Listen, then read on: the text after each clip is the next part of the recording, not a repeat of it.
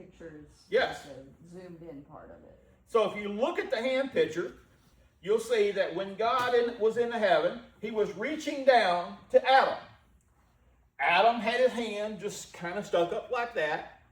God was reaching down. So what does the story really say? It tells you two perspectives. First perspective is that God is more interested in reaching us than we are interested in reaching God. How is that descriptive? It describes how we view things. When we view it, that there's always this separation. There's always something.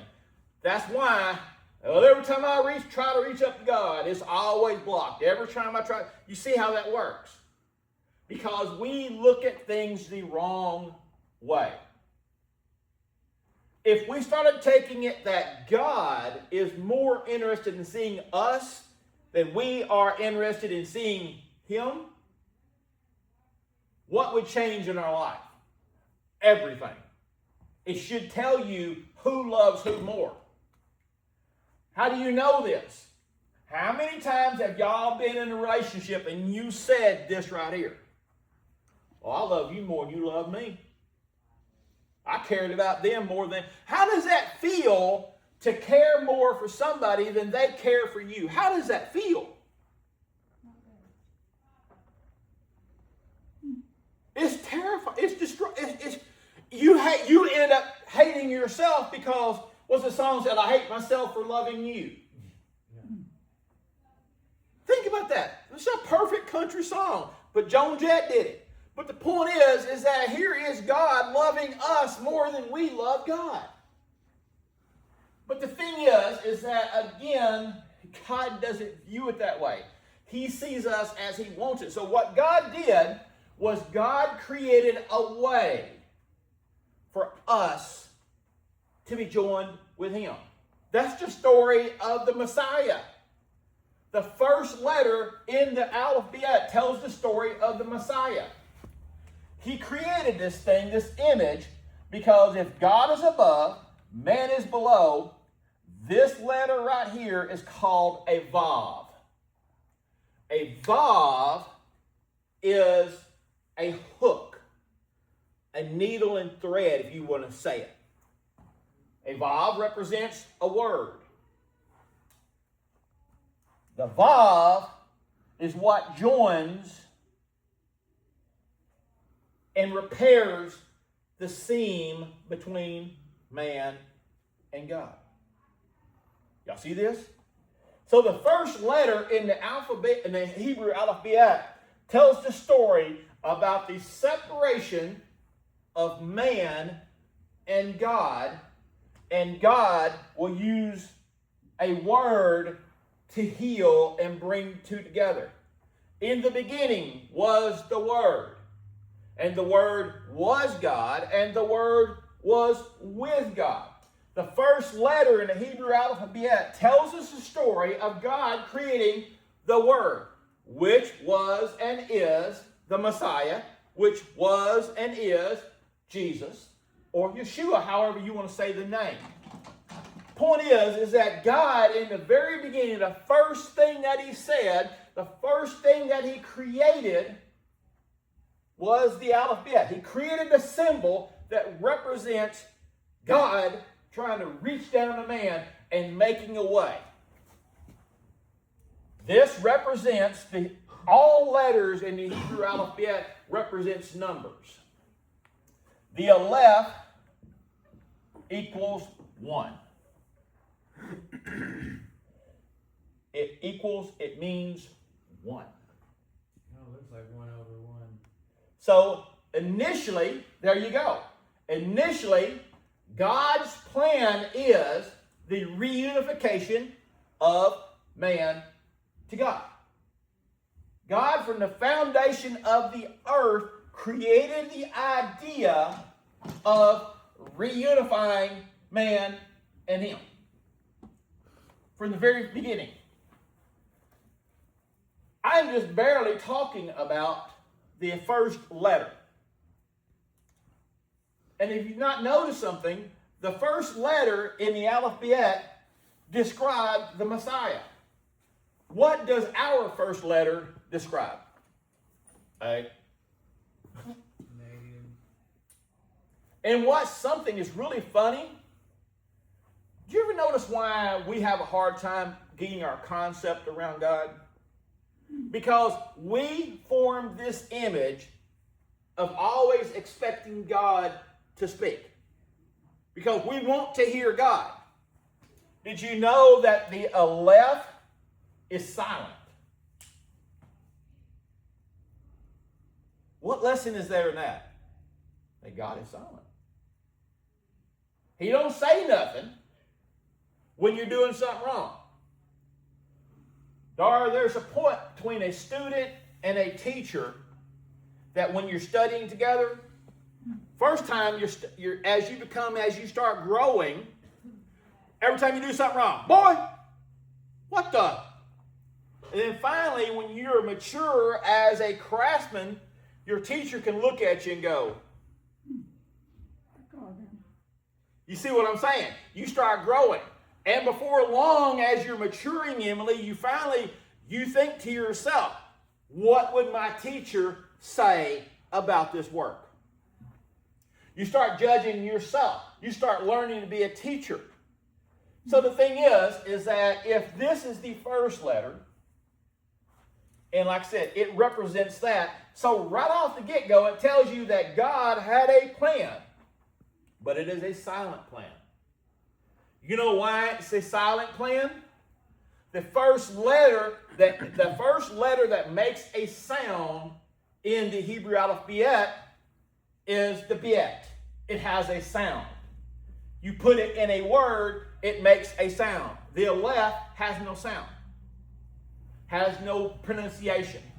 The bet means it's the first voice. The bet is the representation of God's house. It's really funny. If you want to look at this thing, if you drew this as the bet, it don't really look like nothing, but it represents a shelter.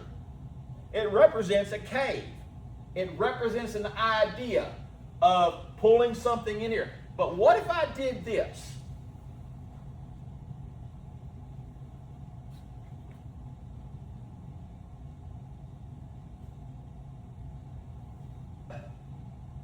I'm going to draw something else just so y'all know what this is.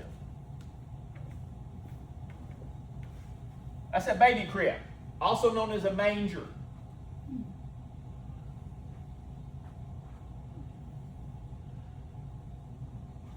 So the first sound that God makes was in the manger. You get that? So this means God, the first thing he made with a sound in it is his people, his dwelling, his child. God saying, I will let my children speak for me. And if you think about that, that is a parent. When their parent, because think about the same. When you see a good kid, I met a good kid Friday. I had to call his daddy. I said, man, I want to tell you something. I said, I am proud of your son. I can tell who his daddy and who his mama is. Because the child speaks for the parents. They speak in a language that transcends. Mom used to say, boy, you go anywhere, make sure you put on clean underwear. She says, there ain't nothing more disgusting. If you have to get in a wreck to go to the hospital, you're going to have dirty underwear. What Mama was really saying, David, was, boy, they're going to look at your underwear and say, who's your parents? Did they not teach you to be clean? Your parents, your children are your voice. So, if the first half of all these letters is to teach you about discovering God, then the second half is to teach you how to live and how to share God, how to demonstrate God, how to fulfill God.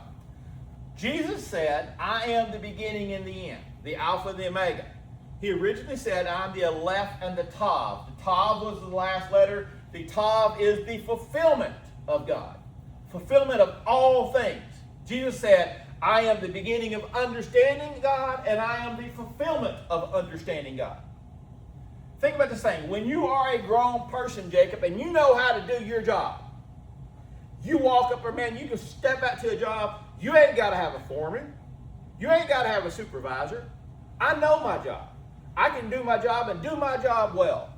Lance, when you first started doing cement, you started learning, started understanding.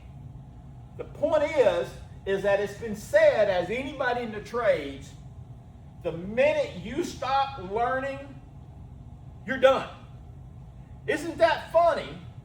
Because right in the middle, the minute you stop learning, you're done. Right in the middle is what? That is the thing called lamed. Now that doesn't look too familiar, but it's a really funny thing because it's right in the middle. It's one of the tallest letters. What does it represent? It represents a strong tower in the desert. You're going through a desert. David, take the image. And I know you was not raised in the image of cowboys and Indians. I was raised in the image of cowboys and Indians, so I can relate to this. You're crossing the wilderness. You're going somewhere. And all of a sudden you look back behind you and go, uh-oh, the Indians are coming. They're coming after you. And you look way ahead because on all the forts, they planted a flag. But the flag was planted on top of a tall tower.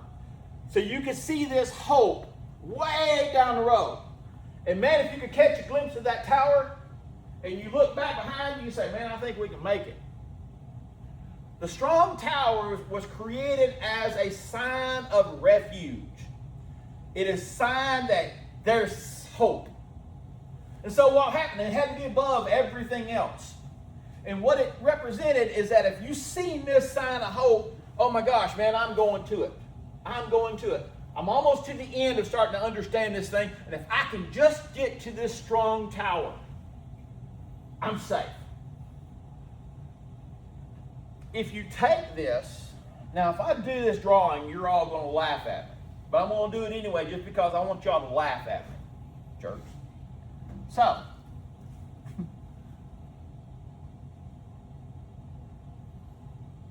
and if this will help,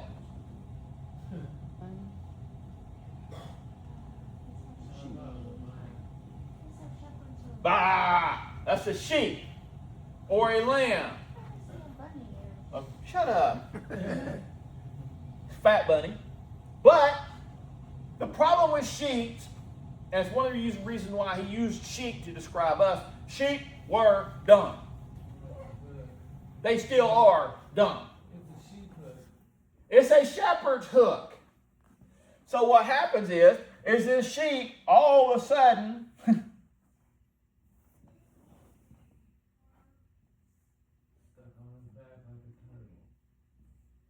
oh man. He's stuck. He's stuck in the ditch. You get my point. But the thing is, he's stuck in a ditch. How's that shepherd going to get him out of this? He's got this hook that reaches down around his neck and picks him up out of the thing. Now remember this. The lamed, it says that it is the strength to pull you out of your trouble. Right in the middle of learning this thing, this is the 11th letter. This 11th letter is lamed. it represents strength. How does it represent strength? If you remember, the Aleph represents 1. The Lamed equals 30. 30. The Levites, before they could carry the vessels and the instruments of God, they had to prove that they had the strength to carry them. The Levites, you had to be between the ages of 30 and 50. Between the ages of 30 and 50, a man or a person is at the peak of their strength.